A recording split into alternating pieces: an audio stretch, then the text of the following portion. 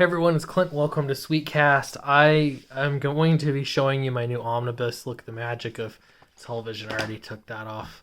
That's a pain. So I want to show you my new really thick omnibus. But what I want to talk about is actually what's the next age of comic books. And this has been, you know, it's been a way that we sort of keep track of comic books throughout history always.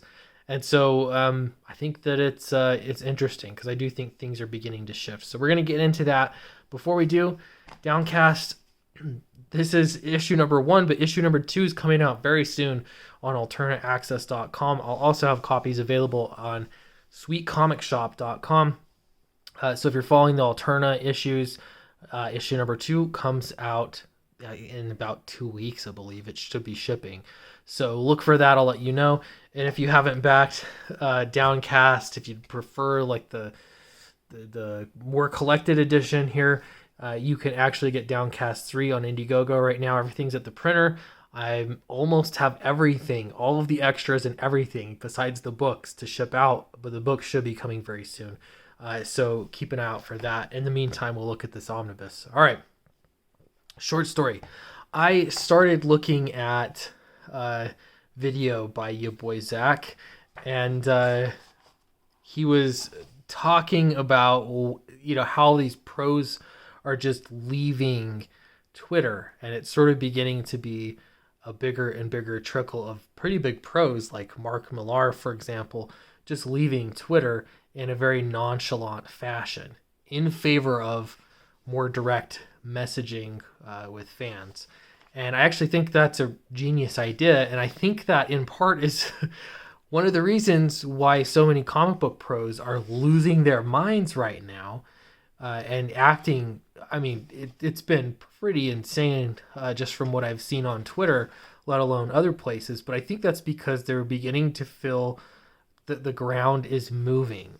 There's less emphasis on Twitter and maybe other social structures that lasted in comics for a long time that gave a lot of people power. And so when things shift in that kind of way, in such a seismic level, you're going to have power lying elsewhere in comic books. So quick anecdote here. I've been trying to catch up on a bunch of the crowdfunding comic books that I've purchased, and I've been doing a really good job of reading through them. I've read some really good stuff, and I've read some terrible stuff, and so it's just been interesting to see. But I think overall, most of it has been pretty enjoyable. I've enjoyed it. I read Pandemic finally from your boy Zach, and I quite enjoyed the Ballad of No. I think that was pretty good. Pandemic, although I think it was well done, now that it's been a year since the book has been out, and I don't know, 16 months maybe, something like that, since the pandemic started, the book Pandemic actually felt pretty dated to me. And that's because the whole concept of wearing a mask and any any social situation that you can think about, from having to wear masks everywhere, it's already been done. It's worn out. I'm tired of it. It's not entertaining to me. It doesn't get my imagination going. We've been there. And so it felt dated. Now, when I think about that, though, isn't that what comic books are right now? If I were to look at this particular age in the world of comics, I would actually think of it as the social media age of comics, because so much of it is driven by the attempt to be timely and the attempt to be, touching on really important social issues.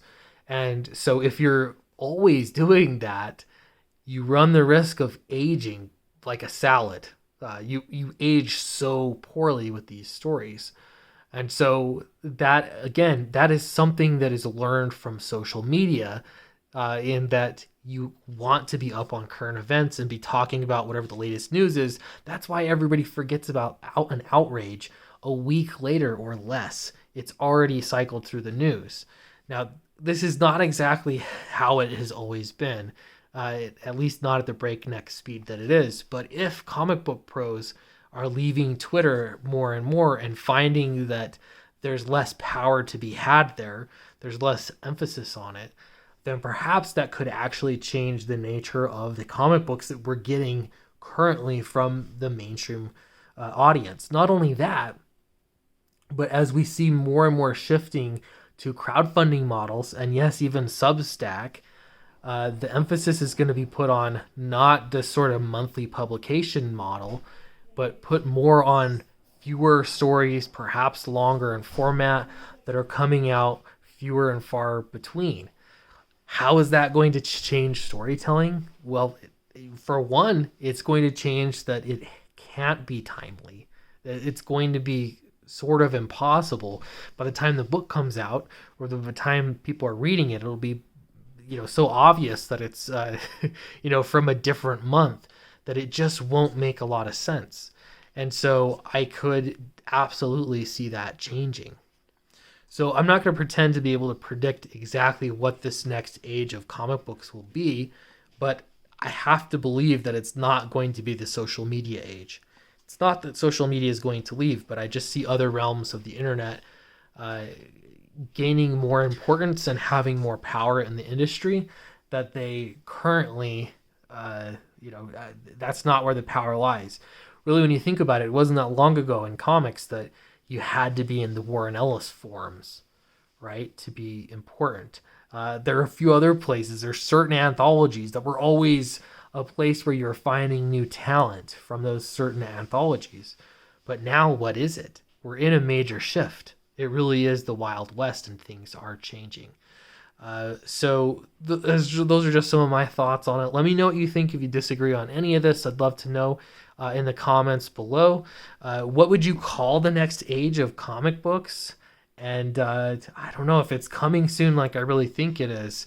What do you think would be the catalyst for it to officially change to a new age? Thanks so much for watching. Appreciate you all, and I'll see you in the next video.